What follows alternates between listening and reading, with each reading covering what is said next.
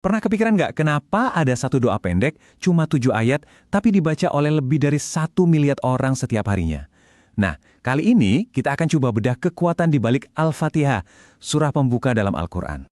Oke, kita mulai dari yang paling dasar. Al-Fatihah itu kan surah nomor 1 di dalam Al-Quran. Jadi secara harfiah, surah ini adalah gerbang yang menyambut kita masuk ke dalam seluruh isi kitab suci. Dan ini yang luar biasa, semua kekuatannya itu terangkum cuma dalam 7 ayat pendek. Coba bayangin deh, seluruh esensi dari sebuah pesan yang begitu besar terkandung di dalam doa yang ringkas ini. Jadi sebenarnya apa sih identitas dari surah ini? Namanya Al-Fatihah yang artinya pembukaan. Yuk kita lihat lebih dalam fakta-fakta kuncinya. Ini dia rangkuman singkatnya. Namanya Al-Fatihah, ya artinya pembukaan. Surah ini adalah surah pertama. Isinya cuma 7 ayat. Klasifikasinya Makkiyah, artinya surah ini turun di Mekah, di masa-masa awal kenabian. Tapi kenapa surah yang sesingkat ini dianggap begitu istimewa? Jawabannya ada pada julukannya yang sangat agung, induk dari kitab. Ya, Al-Fatihah itu dijuluki Ummul Kitab atau induk dari kitab.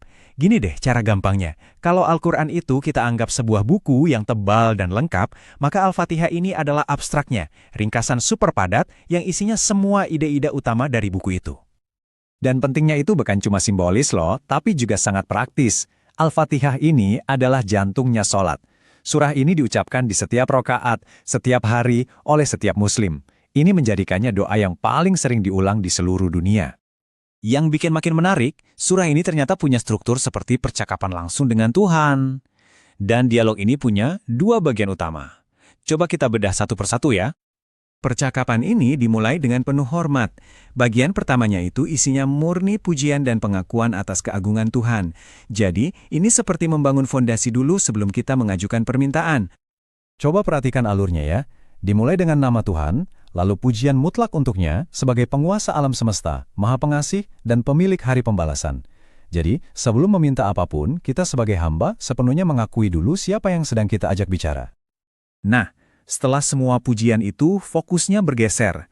Doa ini masuk ke bagian kedua, sebuah titik balik di mana kita, sebagai hamba, sekarang berbicara langsung untuk menyampaikan permohonan yang paling esensial. Dan inilah inti permintaannya. Setelah kita menyatakan penyembahan total, permintaan utamanya adalah, tunjukilah kami jalan yang lurus. Ini bukan minta hal-hal materi, tapi sebuah permohonan universal untuk dibimbing ke jalan yang benar.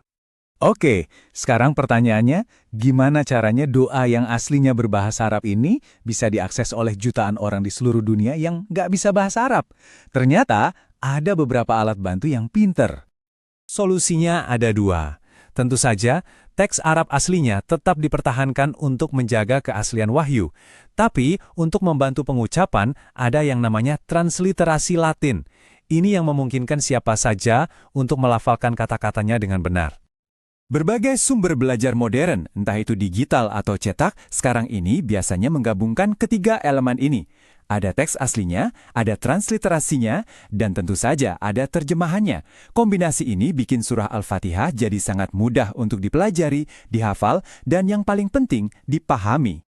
Jadi, pada akhirnya, semuanya kembali ke permintaan inti ini. Sebuah permohonan untuk bimbingan yang diucapkan setiap hari oleh lebih dari 1 miliar orang di muka bumi. Nah, ini membawa kita ke sebuah pertanyaan di akhir. Kalau doa yang paling sering diucapkan di dunia ini adalah permohonan untuk ditunjukkan jalan yang lurus, kira-kira kemanakah jalan itu akan membawa kita? Terima kasih sudah menyimak pembahasan kali ini.